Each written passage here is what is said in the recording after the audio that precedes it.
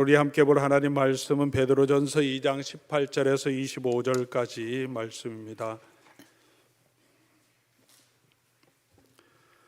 신약 성경, 제가 가지고 있는 성경은 379쪽입니다.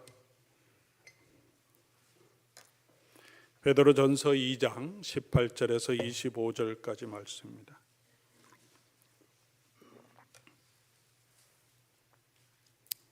제가 하나님 말씀 받들어 읽겠습니다. 사환들아, 범사에 두려워함으로 주인들에게 순종하되 선하고 관용하는 자들에게만 아니라 또한 까다로운 자들에게도 그리하라. 부당하게 고난을 받아도 하나님을 생각함으로 슬픔을 참으면 이는 아름다우나 죄가 있어 매를 맞고 참으면 무슨 칭찬이 있으리요. 그러나 선을 행함으로 고난을 받고 참으면 이는 하나님 앞에 아름다우니라. 이를 위하여 너희가 부르심을 받았으니 그리스도도 너희를 위하여 고난을 받으사 너희에게 본을 끼쳐 그 자취를 따라오게 하려 하셨느니라. 그는 죄를 범하지 아니하시고 그 입에 거짓도 없으시며 욕을 당하시되 맞대어 욕하지 아니하시고 고난을 당하시되 위협하지 아니하시고 오직 공의로 심판하시는 이에게 부탁하시며 친히 나무에 달려 그 몸으로 우리 죄를 담당하셨으니 이는 우리로 죄에 대하여 죽고 의에 대하여 살게 하려 하심이라. 그가 채찍에 맞음으로 너희는 나음을 얻었나니 너희가 전에는 양과 같이 길을 잃었더니 이제는 너희 영혼의 목자와 감독 되신 이에게 돌아왔느니라. 아멘.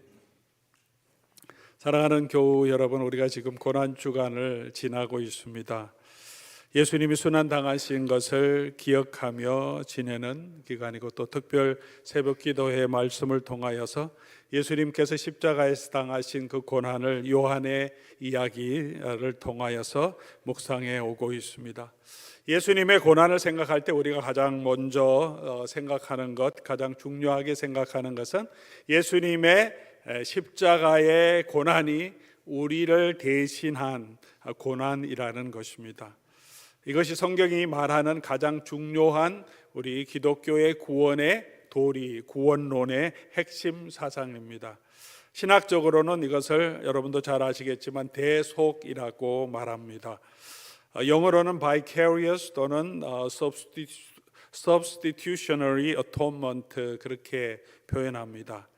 예수님께서 우리를 대신해서 우리의 자리에서 우리가 받아야 할 그 저주를 대신 담당해 주심으로 저와 여러분의 모든 죄를 씻어 주시고 용서해 주셨다는 것입니다. 이 복음을 우리 초대교회 성도들은 믿었습니다. 이 복음 안에서 예수 그리스도 안에서 구원을 받은 그 은혜를 가지고 성령 안에 살아갔습니다. 그럼에도 불구하고 우리 초대교회 성도들에게 이해하기 힘든 삶의 현실이 있었는데 그것은 여전히 이 세상에서 고난을 당하고 있다는 것입니다.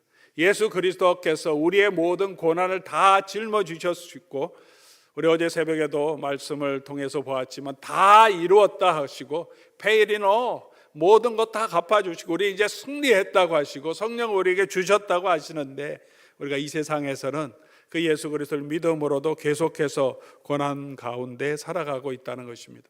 초대교회 성도들뿐만이 아니라 저와 여러분도 우리가 당하고 있는 현실입니다.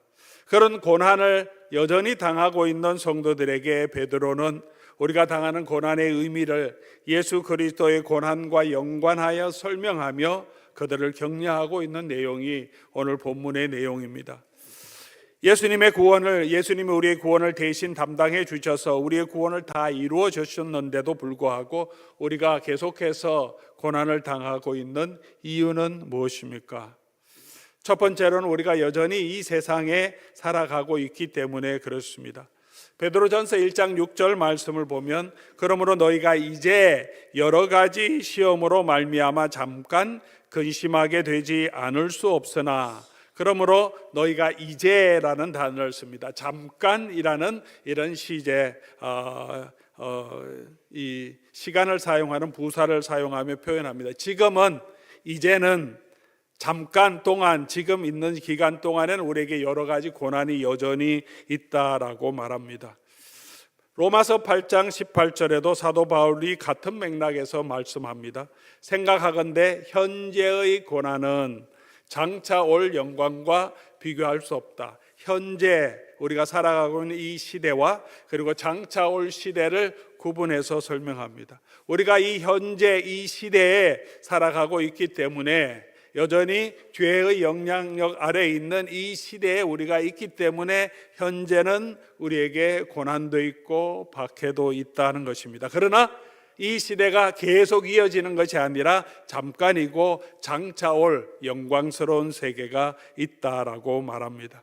예수님께서도 요한복음 16장 33절에 제자들에게 이렇게 말합니다. 이것을 너희에게 이르는 것은 너희로 내 안에서 평안을 누리게 하려 함이라. 세상에서는 너희가 환난을 당하나, 예수 그리스도 안에 있지만 이 세상에서는 너희가 환난을 당하나, 그러나 예수님이 오시는 그 때에는 우리가 예수 그리스도의 구원과 안식을 누리게 될 것이라고 말합니다.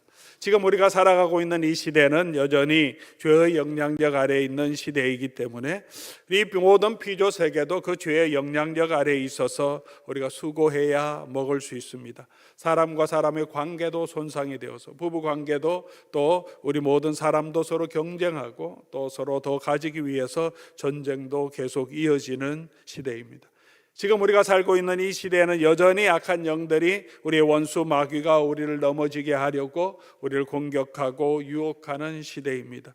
우리가 이 세상에 지금 현재 계속해서 살아가고 있기 때문에 예수 그리스도 안에서 구원을 얻었지만 우리에게도 여전히 이런 고난이 있다는 것입니다. 오늘 본문 18절에도 베드로가 종들에게, 교회 안에 있는 여러 종들에게, 종의 신분을 가지고 있는 사람들에게 권면합니다. 너희가 이 세상을 살아갈 동안에는 까다로운 주인도 있고 학대하는 주인도 있을 것이다. 이 세상에 있기 때문에 그렇다. 그 고난을 잘 견디도록 권면하고 있습니다. 또 하나님께서 이런 고난을 여전히 허락하시는 이유는 우리를 연단하시기 위해서 주신다라고 베드로는 말합니다. 베드로전서 1장 6절 7절에도 너희 믿음의 확실함은 불로 연단하여도 없어지지 않을 그런 금보다 더 귀하게, 이 모든 고난은 불로 연단하는 그런 연단의 과정이라고 말합니다. 시험 없이, 고난이 없이 성장하고 성숙해 가는 사람은 없습니다. 우리가 자라가면서 어려움도 겪고 또 고난도 겪어가면서 우리가 겸손해지고 우리가 인격도 성숙해지고 삶의 지혜도 얻게 됩니다. 베드로전서 4장 12절에서는 사도 바울이 너희를 연단하려고 오는 불시험을, 우리에게 당하는 모든 고난은 우리를 연단하기 위해 주시는 하나님의 방법이라고 말합니다. 그러므로 사랑하는 교우 여러분, 우리가 현재 우리의 삶의 모든 시험과 고난은 하나님께서 우리를 연단하기 위해 주신 것임을 알고 우리가 기억하고 또 그 믿음 안에서 우리가 시험을 잘 이겨갈 수 있기를 바랍니다. 또 선을 행하려고 하면 고난이 있다라고 말합니다. 베드로전서 3장 17절 말씀인데요, 선을 행함으로 고난을 받는 것이 하나님의 뜻일진데, 이 세상에 우리가 살아가고 있으면서 우리가 하나님의 말씀대로 살아가려고 하면 우리가 감당해야 될 고난이 있습니다. 물론 모든 사람이 다 당하고 있는 일반적인 고난이 있습니다. 질병도 있고 죽음도 있습니다. 사고도 있고 자연재해도 있습니다. 경제적인 어려움도 우리만 당하는 것이 아니라 지금 온 세상 모든 사람들이 다 같이 고난 가운데 있습니다. 그러나 이런 것 외에 우리가 믿음으로 살아가려고 하면, 예수님의 제자로 살아가려고 하면 우리가 더 감당해야 하는 고난도 있다는 것입니다. 우리가 이 세상의 방식대로 삶을 살아가면 우리가 문제가 없겠지만, 이 세상에서 하나님의 가치관, 하나님의 나라의 가치관을 가지고 살아가면 이 세상에서 우리가 박해도 당하게 되고 조롱도 당하게 되고 우리가 손해도 감당해야 할 것이 있고 불편함도 감당해야 될 것이 있습니다. 사랑하는 교우 여러분, 믿는 우리에게도 이런 고난이 있음을 알고 우리가 준비하여 나아갈 수 있기를 바랍니다.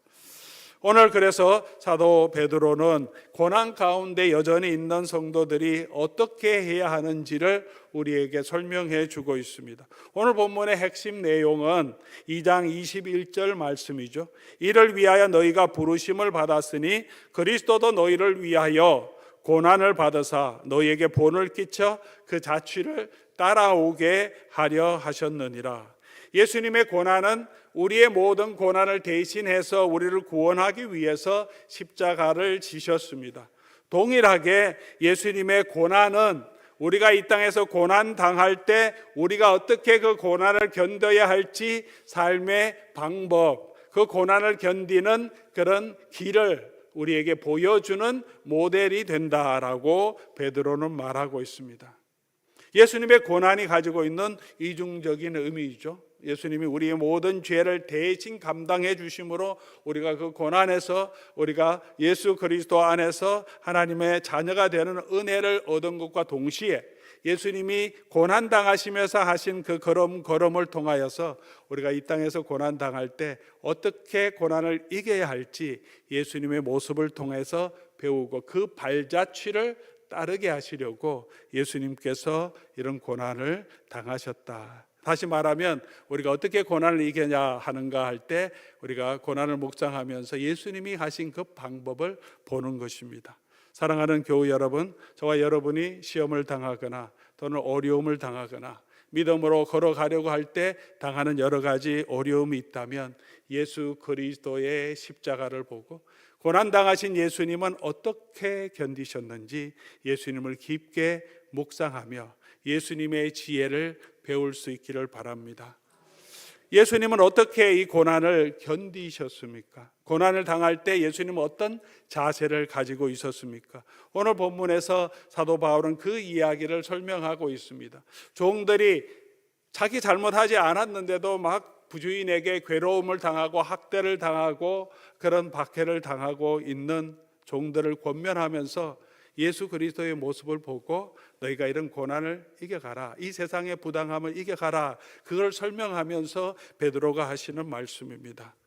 우리가 고난 당할 때 어떻게 해야 되는가? 예수님은 어떻게 하셨는가? 첫 번째로 19절 보면 부당하게 고난을 받아도 하나님을 생각함으로 슬픔을 참으면 아름다우니. 예수님은 부당하게 고난을 당하셨지만 인내하셨습니다. 우리는 일반적으로 그냥 당하는 고난, 일반적으로 당하는 고난 또는 내가 잘못해서 당하는 어려움은 그래도 견뎌냅니다. 뭐 내가 잘못했으니까 이거 견뎌야지. 뭐 내가 실수했으니까 많이 해야지. 모든 사람이 다 당하는 재정적인 어려움도 우리가 견뎌낼 수 있습니다. 그러나 우리가 가장 견디기 힘든 고난은 부당하게 당하는 고난입니다. 억울한 것이죠. 억울함을 당하면 너무 속상해하죠. 어떤 사람이 나를 오해하고 나에게 대해서 나는 전혀 그런 뜻으로 하지 않았는데 그렇게 했다고 막 사람들에게 말해서 내가 사람들의 오해를 사게 될 때, 그냥 지나가면 아무 일도 아니죠. 내게 크게 해가 되는 일도 아닌데 그게 얼마나 어떤 때는 건강을 잃은 질병보다 더 크게 더 우리의 마음을 상하게 합니다.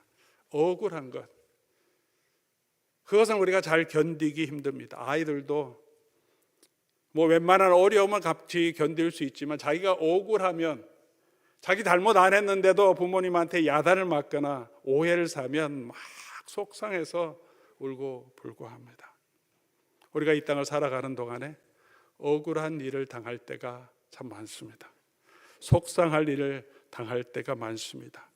부당하게, 우리가 생각하기에는 직장 생활할 때도 부당하게 우리가 고통을 당할 때가 많습니다. 비즈니스 할 때도 그러고 직장 생활할 때도 그러고, 그리고 다 그것을 회복할 수도 없고 또 똑같이 갚아줄 수도 없는, 그냥 당해야 하는 그런 때도 참 많습니다.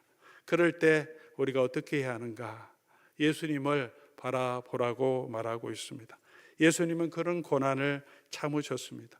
우리가 이번 주간 동안도 예수님이 십자가에 달리시는 모습, 거짓 증거를 가지고 예수님을 모함하고 예수님을 조롱하고 죄가 없음에도 불구하고 채찍질하고 조롱당하는 것을 그대로 방치하고, 군인들은 예수님이 십자가에 못 박혔는데 그 옷을 서로 나누려고 제비 뽑고 있고, 이런 모든 억울한 일, 제자들은 또 예수님을 배신하고 부정하고 부인하고 도망가는 이런 모든 억울한 속상한 모든 것들을 예수님은 건디시고 말없이 이 십자가를 지고 가십니다. 우리가 억울할 때 우리의 감정에 너무 빠지지 말고 부당하게 그 고난을 기꺼이 담당하시지만 또 참고 인내하신 그 예수 그리스도의 발자취를 따라가는 저와 여러분 될 수 있기를 바랍니다. 또 고난 당할 때 그 고난 때문에 우리가 죄에 빠지지 말아라 라고 말합니다. 22절 23절 말씀이죠. 그는, 예수님이에요, 죄를 범하지 아니하시고 그 입에 거짓도 없으시며 욕을 당하시되 맞대어 욕하지 아니하시고 고난을 당하시되 위협하지 아니하시고 오직 공의로 심판하시는 이에게 부탁하시며, 예수님은 악을 악으로 상대하지 않으셨습니다. 예수님은 욕하는 자들을 향하여 같이 욕하지 않으셨습니다.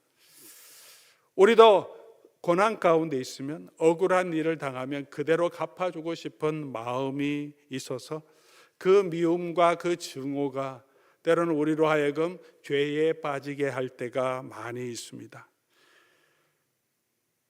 예수님은 십자가에 돌아가신 이유가 무엇입니까? 24절 사도 베드로는 부연해서 설명합니다. 친히 나무에 달려 그 몸으로 우리 죄를 담당하셨는데 왜 예수님이 이 십자가에 당하셨냐? 우리로 하여금 뭐라고요? 죄에 대해서는 죽고 의에 대해 살게 하려고 예수님이 십자가에 고난 당하셨는데, 우리가 고난 당할 때 우리가 죄에 빠지지 않도록, 왜냐하면 예수님이 우리가 죄에 빠지지 않고 예수 그리스도 안에 있는 이 의를 붙들고 이 구원을 붙들고 그 고난을 이겨가도록 우리를 구원해 주셨는데, 우리가 십자가를 기억하면서 그렇게 악을 악으로 갚지 말고 선으로 악을 이겨가도록 우리 힘써가는 저와 여러분 될 수 있기를 바랍니다. 또한 모든 것을 공의로 심판하시는 하나님께 맡겼다 하시는 것처럼 우리가 하나님께 맡겨야 합니다. 예수님 분하게 고난당하실 때 공의로 심판하시는 하나님께 맡기셨습니다. 오늘 우리도 고난당할 때, 억울한 일이 있을 때 우리가 기억해야 하는 진리의 말씀입니다.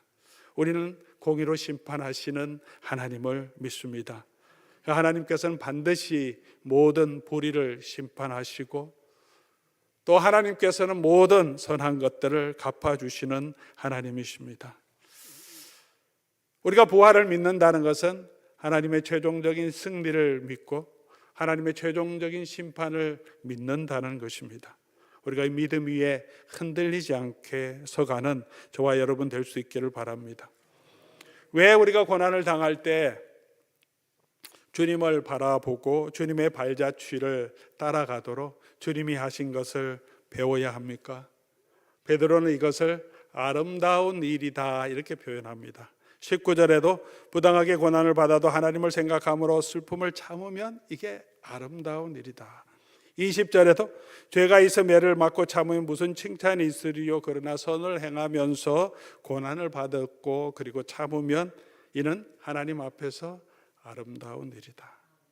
이게 아름다운 일입니다. 참지 못하고 억울하고 분노 가운데 우리가 감당할 수 없는 그런 우리 가슴 아리를 하고 그것을 용서하지 못하고 이겨나가지 못하는 것은 하나님 보시기에 참 안타까운 일입니다. 여기서 아름답다라고 하는 이 헬라어 단어는 우리가 잘 아는 은혜라고 번역되는 카리스라는 단어입니다. 아름답다고 한 것은 합당한 일이다 또는 은혜로운 일이다, 칭찬받을 만한 일이다, 이렇게도 표현할 수 있습니다. 누구에게 칭찬받을 만한 일입니까? 하나님 앞에서. 우리가 그렇게 예수 그리스도를 닮아가도록 힘들지만 주님이 가신 그 발자취를 기억하며 주님 나를 좀 붙들어 주십시오, 주님 내가 주님 따라갈 수 있도록 이 고난을 이겨가게 해 주십시오, 그렇게 주님 붙들고 가는 모습을 하나님은 너무 아름답게 생각하신다는 것입니다. 우리가 자녀를 볼 때도 자녀가 어떤 때는 나보다 더 똑똑하고 잘했으면 좋겠다 그런 마음이 있지만, 그래도 또 부모를 닮아 있고 나와 닮은 우리 자녀를 보면 우리가 참 더 이게 내 자식이구나 그런 생각이 들죠. 아들이 낳았는데 나와 전혀 안 닮아서, 그러면 얼마나 불안합니까? 이게 내 자식인가? DNA 검사해 봐야 되나? 그런데 하는 짓도 아빠를 닮고 생긴 것도 아빠를 닮으면 이게 내 자식이구나 하는 마음이 들죠.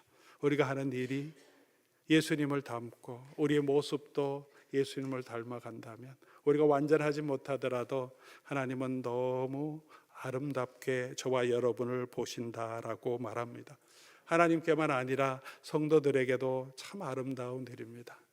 고난 가운데 있지만 예수 그리스도를 닮아가려고 믿음으로 애쓰는 사람, 힘들고 어려운데 목회자가 열받아서 막 분노하고 어쩔 줄 몰라야 하는 모습은 본인에게도 부끄러운 일이고 성도들이 보기에도 얼마나 부끄러운 일입니까? 성도들도 마찬가지가 아니겠습니까? 우리가 어떤 상황에 있든지 예수님 바라보고 예수 그리스도를 믿는 믿음으로 살아가려고 정말 애쓰는 그 신앙이 얼마나 아름답고, 또 그 모습을 보면서 우리에게 얼마나 큰 은혜가 되는지 모릅니다. 왜냐하면 그곳에서 예수님이 역사하시는 모습을 우리가 보게 되기 때문에 그렇습니다. 그리고 하나님께서 우리를 때가 되면 반드시 높이실 것이라고 베드로는 성도들을 권면합니다. 베드로전서 5장 6절 말씀입니다. 그러므로 하나님의 능하신 손 아래서 겸손하라. 때가 되면 너희를 높이시리라. 예수님은 죽기까지 순종하시고 십자가에 죽으셨습니다. 죽을 때까지 하고 죽지 않으신 게 아니라 죽기까지 하셨다는 것은 죽으셨다라고 빌립보서는 분명하게 표현합니다. 그냥 다 하나님을 향하여 드리셨다는 거죠. 이 정도 하면 하나님이 이렇게 축복해 주시겠지 하면서 기대의 심리를 가지고 한 게 아니라, 예수님은 그냥 하나님께 순종하는 것이 그의 사명이었고 완전히 다 드리셨다. 그러니까 이제 그러므로 하나님이 이렇게 구장에 주어가 바뀝니다. 이제는 누가 일하시냐? 우리가 하나님께 다 드리면 하나님이 그를 모든 이름 위에 뛰어난 이름을 주시고 그를 죽음에서 부활하게 하시고 이 모든 만물을 다스리는 만왕의 왕으로 하나님께서 그를 세워주십니다. 이게 하나님이 하시는 은혜입니다. 사랑하는 교우 여러분, 우리가 능하신 하나님의 손 아래 엎드리고 하나님의 주권 앞에, 하나님의 사랑 앞에, 하나님의 공의하신 심판 앞에 우리의 모든 삶을 드리고 그 앞에 엎드리면 하나님께서 저와 여러분을 높여주시고 우리로 하여금 이 세상 사람들 앞에서 존귀하게 여김을 받게 하시고 무엇보다도 하나님의 나라에서 해와 같이 빛나게 저와 여러분을 세워주실 줄 믿습니다. 오늘도 우리가 다시 한번 우리 주 예수 그리스도의 고난을 기억하며 우리가 고난당할 때 주님을 더 깊이 묵상하고 주님은 어떻게 하셨는지 우리가 그것을 바라보고 예수 그리스도를 따라가는 저와 여러분 될 수 있기를 바랍니다. 오늘 우리가 함께 이 성찬에 참여하는 의미가 바로 그것이 아니겠습니까? 이제 나는 예수님과 함께 죽고 이제 예수님과 함께 살아난 사람으로 이제 나는 내가 사는 것이 아니고 이제 내 삶은 예수님처럼 예수님 닮아가는 삶인 것을, 예수님이 내 안에 계셔서 나를 붙들고 능히 주를 따라오도록 우리를 지켜주시는 그 은혜를 기억하며 우리가 이 성찬에 참여하는 것이 아니겠습니까? 우리 주님의 이 고난을 기억하며 그 주님을 발자취를 따라가는 저와 여러분이 되어서 하나님이 주시는 그 아름다운 축복을 누리는 저와 여러분 될 수 있기를 주의 이름으로 간절히 소원합니다. 오늘 우리 말씀을 기억하며 또 성찬을 준비하며 찬송가 149장 우리 같이 한번 찬송하며 기도하며 우리 성찬을 함께 받겠습니다.